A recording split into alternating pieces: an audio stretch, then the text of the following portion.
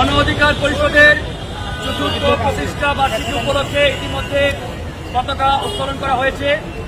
আমরা এবার শান্তি কামনায় আগামী নতুন বাংলাদেশ নির্মাণের লক্ষ্যে আমরা সাদা পায়রা মানে শান্তির পায়রা উড়িয়ে আমরা শান্তি কামনা করব।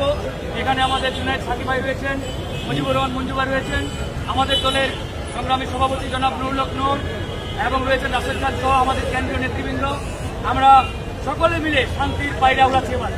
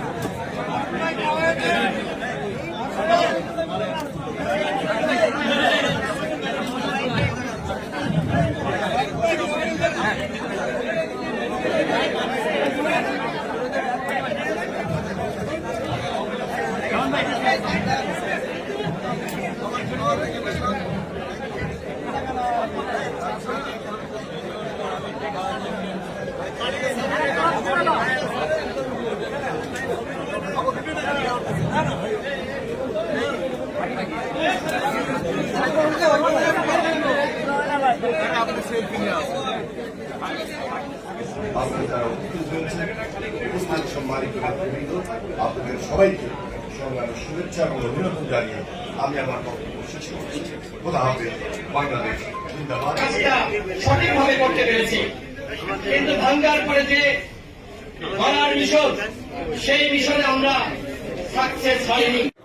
মিলিত হয়েছি, সিদ্ধান্ত নিয়েছি, গুরুত্বপূর্ণ সিদ্ধান্ত নিয়েছি।